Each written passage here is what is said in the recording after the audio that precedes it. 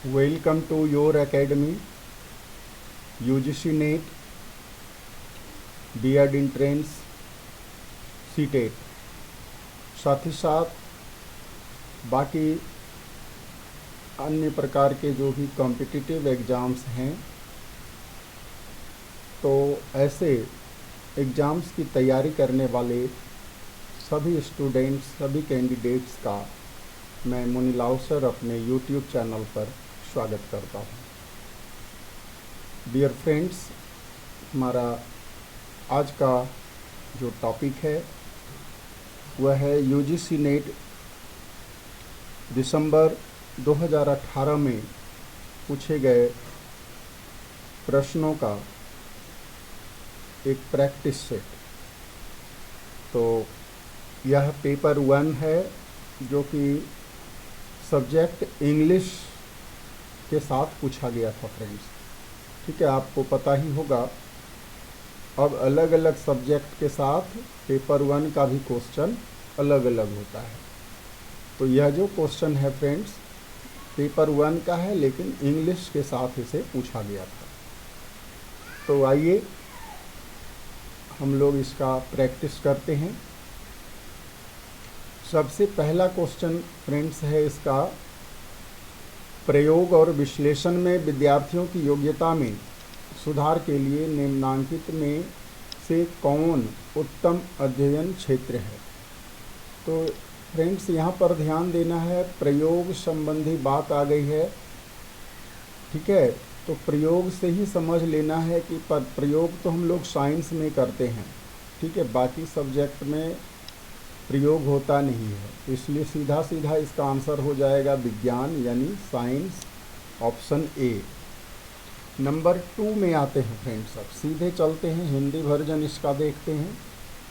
मान लीजिए कि एक शिक्षक के रूप में आप अपने छात्रों को सार्वजनिक भाषण और विवाद यानी वाद विवाद का प्रशिक्षण दे रहे हैं।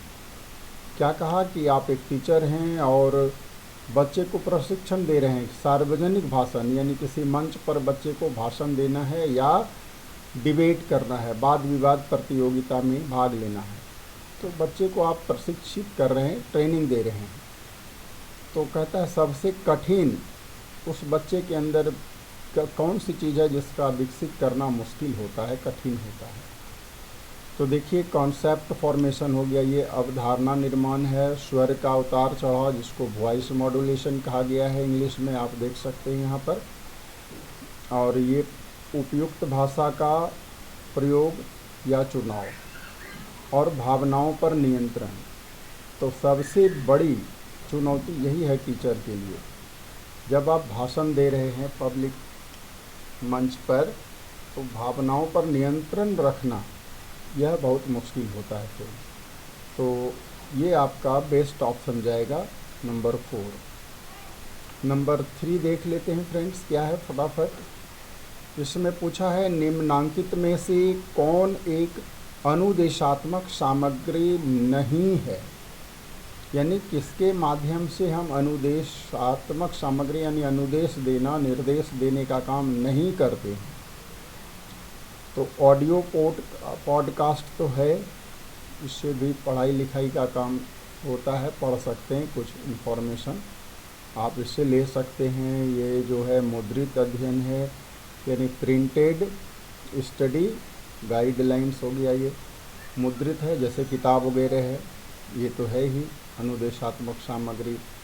ओवरहेड प्रोजेक्टर फ्रेंड्स ये नहीं है, ये अपने आप में कुछ अनुदेश नहीं देता है, यह एक माध्यम है।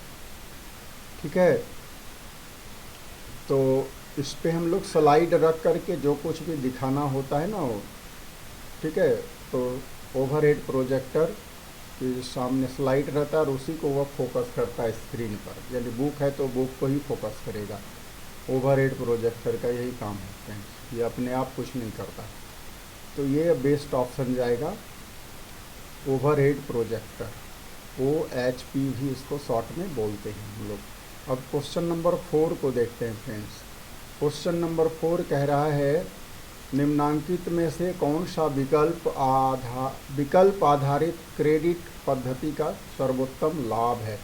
इसको अंग्रेजी में देख लीजिए फ्रेंड्स, समझ में आ जाएगा। Choice based credit system, CBCS, ठीक है, हाल ही में इसे लागू किया गया है। इसमें चॉइस बेस्ड का मतलब होता है कि स्टूडेंट अपने चॉइस से, अपनी पसंद से है, कोई भी सब्जेक्ट, कोई भी स्ट्रीम चुन सकता है और अपनी इच्छा अनुसार जो है ना, उसमें कोई टाइम लिमिट नहीं होता है और कोई सब्जेक्ट की बाध्यता नहीं होती है, ठीक है। तो इससे कहता है सबसे बड़ा लाभ क्या हुआ है। तो स्टूडेंट्स इसमें देखिए फ्रेंड्स, सबसे बड़ा लाभ हुआ shift in focus from teacher centric, यानी जो टीचर सेंट्रिक पहले हमारा क्लासरूम था, अब वह स्टूडेंट सेंट्रिक हो गया। यानी अब वह स्टूडेंट के हाथ में है कि वह 6 महीने का कोर्स है तो 1 साल में पूरा करें, 2 साल में पूरा करें, यह उनके हाथ में है। तो सीधा सीधा इसका आंसर हो जाएगा नंबर 1, यानी शिक्षा के फोकस का शिक्षक केंद्रित से छात्र केंद्रित हो जाना, ठीक है। अब हम लोग नीचे चलते हैं क्वेश्चन नंबर 5 की तरफ। तो क्वेश्चन नंबर 5 है स्टूडेंट्स, हिंदी वर्जन पर जाते हैं। निम्नांकित में से कौन कक्षागत शिक्षण की विशेषताओं को प्रदर्शित करता है। कक्षागत शिक्षण की विशेषताओं को यहाँ बात कर रहा है, क्लासरूम, ठीक है। हिंदी में थोड़ा सा कन्फ्यूजन हो रहा है मुझे, तो मैं इंग्लिश देखूंगा इसका, ठीक है। Which among the following reflects best the quality of teaching in classroom, ठीक ठीक। यानी क्लासरूम में जो आप पढ़ा रहे हैं तो उसकी क्वालिटी को सबसे ज़्यादा किसके द्वारा जो है जांची जाएगी, परखी जाएगी, या कौन रिफ्लेक्ट करेगा कि आप किस तरह की पढ़ाई कर रहे हैं, क्वालिटी कैसी है। तो कक्षा में पूर्ण उपस्थिति के माध्यम से पता नहीं चलेगा कि आपकी टीचिंग की क्वालिटी अच्छी है। अनेक सहायक शिक्षण सामग्री के माध्यम से नहीं। कक्षा में छात्रों का मौन नहीं, भाई मौन तो डर के मारे भी बच्चे रहते हैं। कक्षा में छात्रों द्वारा गुणवत्तापूर्ण, ठीक है, क्वालिटी की बात कर रहा है और यहाँ भी क्वालिटी है, यानी स्टूडेंट्स जो प्रश्न पूछ रहे हैं वह कितना गुणवत्तापूर्ण है, कितना क्वालिटी वाला क्वेश्चन पूछ रहा है। तो डियर फ्रेंड्स, ये रहा आपका बेस्ट ऑप्शन। नेक्स्ट क्वेश्चन हम लोग देखते हैं स्टूडेंट्स, क्वेश्चन नंबर 6। सीधे आ जाते हैं हम लोग हिंदी मीडियम में, ठीक है। वैज्ञानिक शोध में 4 प्रमुख संक्रियाएं, ठीक है, 4 प्रमुख शोध प्रक्रियाएं क्या हैं। वैज्ञानिक शोध की यहाँ बात कर रहा है, साइंटिफिक रिसर्च की बात हो रही है।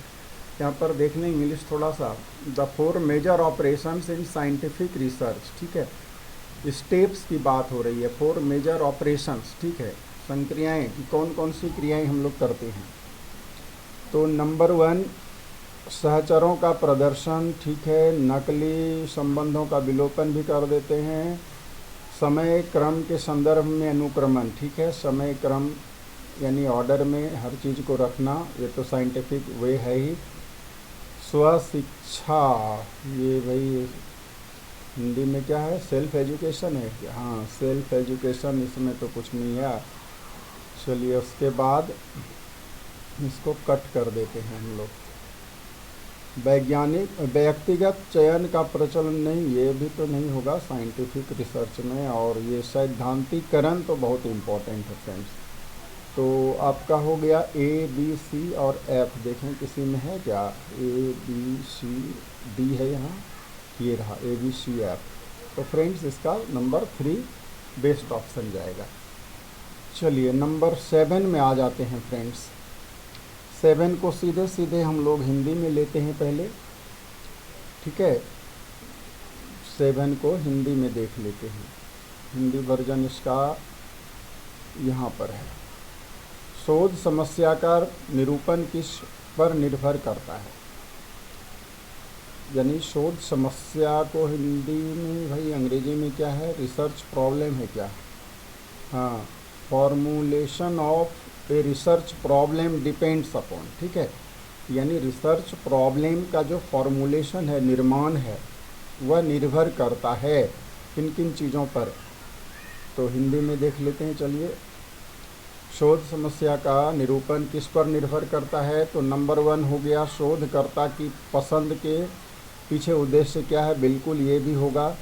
और विशिष्ट प्रश्न क्या है, ये भी हो सकता है फ्रेंड्स। बी अवधारणात्मक प्रतिदर्श, इसको अंग्रेजी में ज़रा सा देखना पड़ेगा क्या है, अवधारणात्मक कंसेप्चुअल मॉडल, ठीक है, सी भी होगा फ्रेंड्स। तो ये सी भी इसमें होगा। तो देखते हैं ए बी सी तीनों लगातार किस में है, पहले ए बी सी यहाँ पर है और इसके साथ ए बी सी अब किसी में नहीं है फ्रेंड्स। तो ए बी सी और एफ देख लेते हैं क्या है, परिकल्पना का निर्माण, फॉर्मुलेशन ऑफ हाइपोथेसिस क्या है इंग्लिश में, कंस्ट्रक्शन ऑफ, अच्छा ठीक है।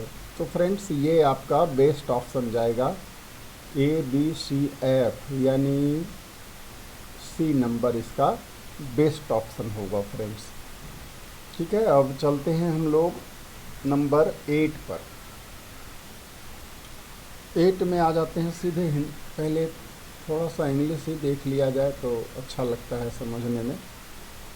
8 number, a variable that is manipulated is known as, बड़ा सिंपल सा क्वेश्चन है फ्रेंड्स। वेरिएबल कहते हैं चर, तो वैसे चर जिसे हम मैनिपुलेट कर सकते हैं। मैनिपुलेट करना मतलब जिसके साथ हम छेड़छाड़ कर सकते हैं, मतलब जिसमें फेरबदल कर सकते हैं, यूँ कहें, ठीक है।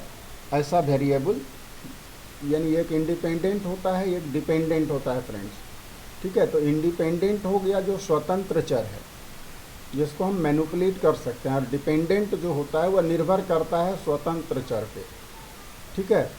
तो इंडिपेंडेंट वेरिएबल कहाँ पर है, ये देखिए यहाँ पर है, स्वतंत्र चर सी नंबर में। तो हाँ स्वतंत्र चर, तो बेस्ट ऑप्शन इसका फ्रेंड्स सी होगा, स्वतंत्र चर। इसी को मैनिपुलेट करते हैं हम लोग। ये देखिए हिंदी में हेर फेर ही दे दिया है इसमें। चलिए ठीक है। Question number 9, the components of a research design are, अच्छा रिसर्च डिजाइन जो हम लोग तैयार करते हैं, यानी रिसर्च जब हमें करना होता है तो एक रिसर्च डिजाइन हम प्रस्तुत करते हैं और उसमें बतलाते हैं कि कैसे कैसे रिसर्च करना है, क्या क्या स्टेप्स फॉलो करेंगे, कितने उसमें खर्च आएंगे, ताकि स्पॉन्सर हमको मिल जाए, ठीक है। क्योंकि खर्च कहाँ से आएगा, फिर खर्च किसी के माध्यम से, चाहे वह गवर्नमेंट दे या कोई कंपनी दे आपको, ठीक है। तो इसके लिए आपको रिसर्च डिज़ाइन पहले दिखाना पड़ेगा आपको कि हम ऐसे ऐसे रिसर्च कर रहे हैं। तो इसमें देखिए नंबर 9 में पहला है कंपैरिजन। कंपैरिजन मतलब तुलना, ठीक है। तो तुलना देखिए ए नंबर में, ये तो ठीक लग रहा है तुलना भाई। उसके बाद बी नंबर में है आपका कंट्रोल। कंट्रोल मतलब होता है नियंत्रण, ठीक है। तो नियंत्रण भी हो सकता है रिसर्च डिज़ाइन में। मैनिपुलेशन की भी बात आती है रिसर्च डिज़ाइन में फ्रेंड्स, और जनरलाइजेशन भी होता है। तो रिएक्टिविटी हमको लगता है, मेरे ख्याल से ये नहीं होना चाहिए, इसको कट कर लीजिए। और नॉन रिप्रेजेंटेटिवनेस, यानी इसको हिंदी में क्या कहा गया है, नॉन रिप्रेजेंटेटिवनेस को हिंदी में गैर प्रतिनिधित्वता, ठीक है। ये भी नहीं होगा, तो इसको भी कट कर देते हैं हम लोग। तो बचा क्या, ए बी डी एफ हमारा ये वाला ऑप्शन है सी, ठीक है फ्रेंड्स। 9 का 3 ये आपका बेस्ट ऑप्शन होगा। अब आते हैं सीधे 10 नंबर में। 10 नंबर में क्या है देखिए, artifacts that arise and affect the internal validity in research are, यानी ऐसी कुछ आर्टिफैक्ट्स, मतलब यहाँ क्या अवरोध से मतलब है क्या आर्टिफैक्ट्स का, देख लें ज़रा। कलाकृतियाँ, अच्छा ठीक है, जो शोध में आंतरिक वैधता को दिखाती हैं और प्रभावित करती हैं। ठीक है, आंतरिक वैलिडिटी, इंटरनल वैलिडिटी होगी इसमें शायद, हाँ इंटरनल वैलिडिटी। तो देखिए, कलाकृतियाँ जो शोध में आंतरिक वैधता को दिखलाती हैं, वे क्या क्या हैं। तो देखिए, एक तो है यहाँ पर इतिहास, कलाकृतियाँ इतिहास में भी होती हैं। ठीक है, बहुत सारी कलाकृतियाँ ऐतिहासिक हैं। तो हिस्ट्री से रिलेटेड यदि शोध करते हैं तो ये भी आएंगी, इससे भी प्रभावित होती है शोध का जो रिजल्ट है। उसके बाद नंबर बी, यादृच्छिकता का मतलब क्या हुआ भाई इंग्लिश में, थोड़ा सा इधर है इंग्लिश इसका, रेंडमाइजेशन, अच्छा रेंडमाइजेशन तो इसमें नहीं होना चाहिए आंतरिक वैधता में। तो ए, उसके बाद हम लोग इसको कट कर देते हैं, ये नहीं होना चाहिए। बी, उसके बाद परिपक्वता, ये तो ज़रूरी है, मैच्योरिटी होनी ही चाहिए, यांत्रिकता होनी चाहिए, ठीक है। और उसके बाद प्रायोगिक मृत्यु दर, प्रायोगिक मृत्यु दर क्या है हिंदी में देखें ज़रा, एक्सपेरिमेंटल मॉर्टेलिटी, अच्छा, और मिलान करना। फ्रेंड्स, ये ए, सी और डी पहले देख लेते हैं फ्रेंड्स, किस में है, ए सी डी और किसी में नहीं है फ्रेंड्स। ठीक है, तो ए सी डी के साथ ई है, तो बेशक यही ऑप्शन होगा, ए सी डी ई नंबर 2। ठीक है फ्रेंड्स, यानी प्रायोगिक मृत्यु दर भी इसमें आ जाएगा। चलिए, उसके बाद हम लोगों को कुछ क्या नहीं हो सकता उसको भी छांट करके आगे बढ़ना है फ्रेंड्स। हर चीज़ की जानकारी करना जो है मुश्किल होता है, बहुत वास्ट सब्जेक्ट है ये, रिसर्च अपने आप में। और ये पैसेज है फ्रेंड्स, इसको मैं स्किप कर जाता हूँ, ये तो पढ़ लिख करके आप लोग जवाब दे ही देंगे, समय ज़्यादा लग जाएगा इसमें। मैं इसको स्किप करता हूँ और सीधे बढ़ता हूँ नेक्स्ट क्वेश्चन पर। ये मेरा लगता है निगेटिव, ये जो है यहाँ से शुरू होगा 17 नंबर से, क्या, और शाब्दिक संप्रेषण को माना जाता है। ठीक है, ऐसा संप्रेषण जो अशाब्दिक है, यानी बोल करके नहीं दिया जाएगा वो, तो यही तो सटीक होगा भाई।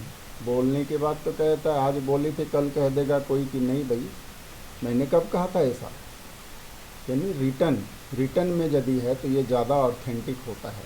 हम कोई भी काम करते हैं, जैसे लीगल काम, तो देखते हैं रिटन में ले लेते हैं, उससे प्रूफ ले लेते हैं हम लोग।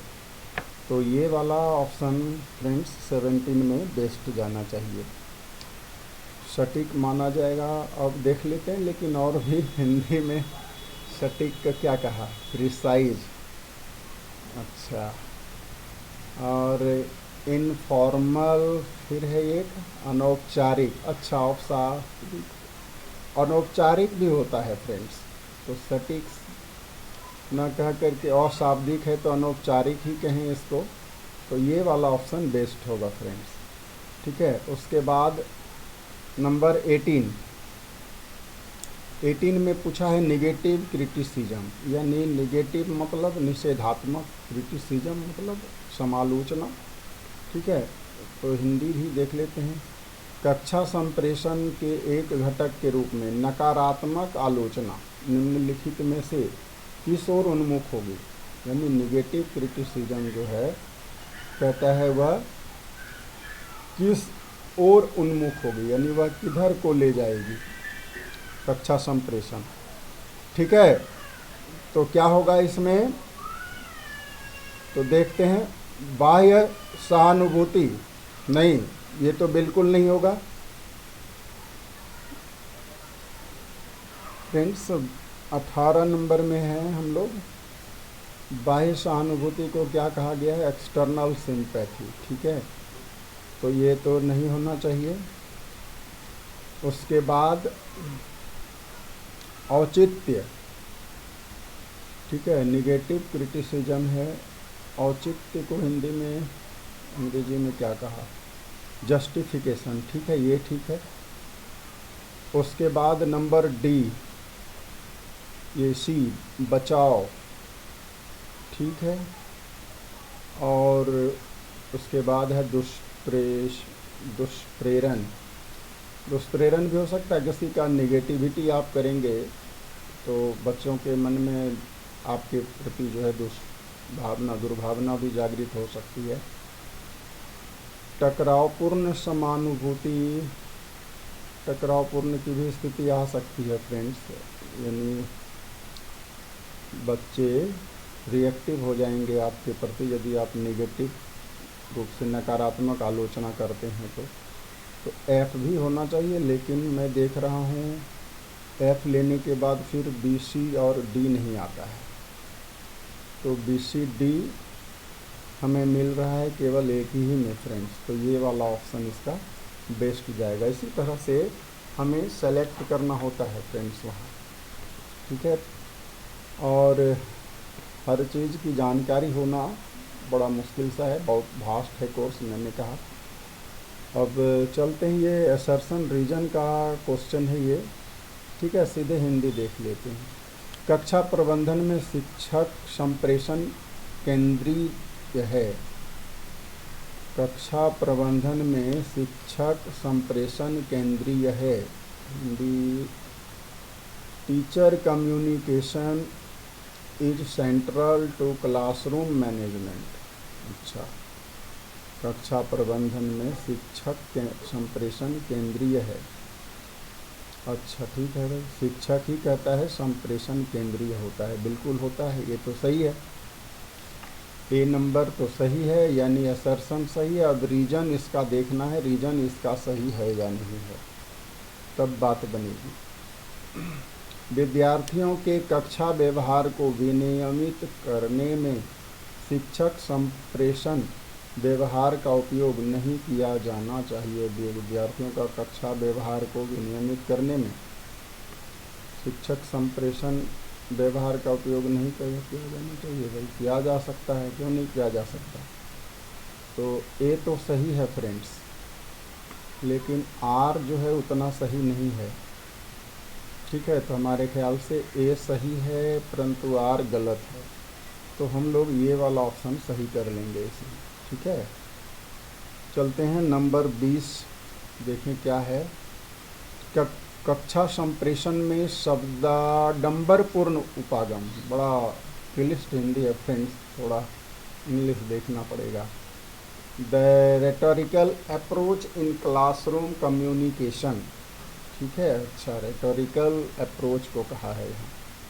कक्षा संप्रेषण में शब्दाडंबरपूर्ण उपागम शिक्षक को विद्यार्थियों के डैश अभिकर्ता के रूप में मानता है। अच्छा, क्या मानता है विद्यार्थियों को? शिक्षक को विद्यार्थियों के, यानी शिक्षक जो है विद्यार्थी के क्या हैं? प्रभावकर्ता हैं, अकादमिक हैं, या प्रभावकर्ता मतलब हो गया प्रभाव डालने वाला। ठीक है, तो इसमें कौन सा ऑप्शन होगा? हमें तो लगता है प्रभावशाली, क्या है इंग्लिश भाई? इन्फ्लुएंसिंग। 20 नंबर इन्फ्लुएंसिंग, अकादमिक, आधिकारिक, और ये तो बिल्कुल ही नहीं होगा, गैर आधिकारिक भी नहीं होगा। अकादमिक, एकेडमिक हो सकता है शिक्षा से संबंधित, लेकिन यहाँ बेस्ट हमारे ख्याल से ये होना चाहिए प्रभावकर्ता के रूप में। तो फ्रेंड्स 20 क्वेश्चन के बाद हम एक और कर लेते हैं, बड़ा इंटरेस्टिंग क्वेश्चन है ये।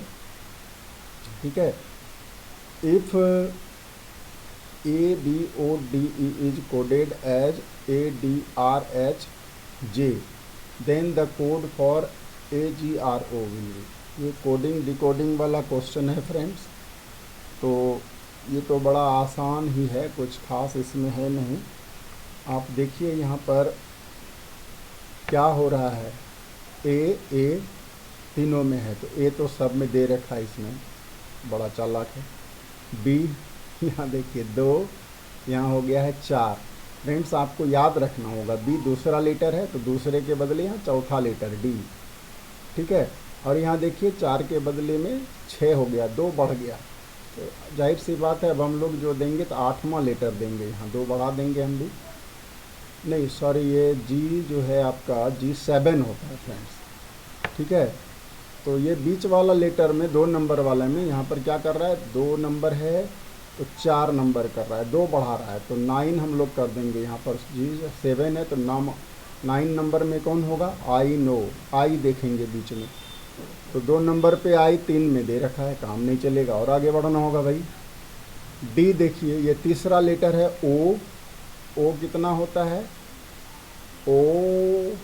OLMNO, ओ 15, ठीक है फ्रेंड्स 15 है, तो यहाँ पर क्या दे दिया, आर 15 है तो 17 हो गया, ये आर आपका क्या हो गया, PQRST, आर के बाद ST बचता है, 18 हो गया।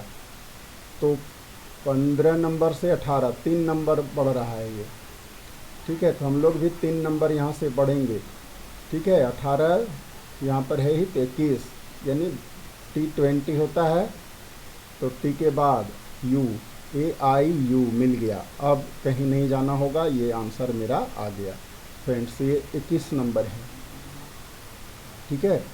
उसी तरह से फ्रेंड ये तो उसी की हिंदी है, ठीक है। अब हम लोग इसको देखते हैं, ये जो है पैटर्न है नंबर का, तो ये आपका यहाँ ब्लैंक दे रखा है, क्या होगा देखना है। देखिए 0 है, 1 है, 3 है, तो ऐसे समझिए 0 का स्क्वायर यहाँ पर, ठीक है, 0 का स्क्वायर किया है, ठीक है, तो 0 हो गया, 1 का स्क्वायर 1 हो गया, तो 0 के बाद 1 लिया, 1 के बाद फिर 3 लिया, ठीक है, 3 का स्क्वायर, फिर 6 का स्क्वायर, फिर 10 का स्क्वायर। तो फ्रेंड्स देख रहे हैं 0 में +1 करके ले रहा है, 0 में +1 किया, इस जगह +1 हुआ, और यहाँ पर कितना +1 किया है स्क्वायर लेने से पहले, 3, तो 2 प्लस किया यहाँ पर, ठीक है, 2 प्लस करके 3 बनाया और 3 का स्क्वायर लिया तो 9 हो गया।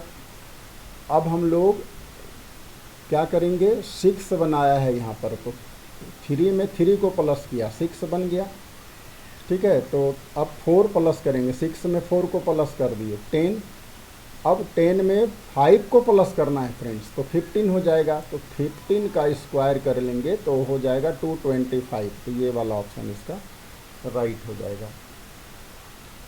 फिर उसी तरह से है फ्रेंड्स ये वाला, और ये तो वही है, हिंदी वर्जन है। The next term in the letter series, तो फ्रेंड्स लेटर सीरीज में देखिए इसमें नेक्स्ट अब बताना है आपको कि क्या होगा इस जगह। तो उसी तरह से है फ्रेंड्स, आपको नंबर याद रखना होगा कि कौन सा लेटर का नंबर क्या है, तो ये आसानी से बन जाता है, इसको थोड़ा सा कॉपी पे लिख के बनाना पड़ता है फ्रेंड्स, ठीक है। तो यहाँ पर लिखने में मुझे सुविधा नहीं हो रही है, तो मैं इसमें आपको बता दूँ, देखिए क्या होगा आंसर इसका। यहाँ डी है, डी हो गया 4, 4 फिर 8, 8 4 12, 4 4 बढ़ रहा है फ्रेंड्स, देखिए 4, यहाँ पर डी चौथा लेटर होता है ना, ये 4 नंबर हुआ, ये 8 हो गया, ये 12 हो गया फ्रेंड्स, एल लायन, ठीक है 12, और पी जो है 16 होता है, ठीक है, पी 16 और T20 हो रहा है फ्रेंड्स। आप देख रहे हैं 4 4 करके आगे बढ़ रहा है, तो यहाँ पर 24 नंबर का लेटर आएगा, यानी ZY को छोड़ दीजिए तो X से स्टार्ट होगा फ्रेंड्स। तो X देखिए यहाँ एक ही ठो में है, बड़ा आसान था ये, यही आंसर हो जाएगा, XYZ हो जाएगा इसका। तो ये तो उसी का है हिंदी वर्जन। और ये वाला जो फ्रेंड्स आंसर है थोड़ा सा डिस्प्यूटेड लग रहा है, इसका जब मैंने आंसर की मैच किया था तो मैच नहीं हुआ था, NTA ने इसका आंसर जो दिया है कुछ अटपटा सा दिया है।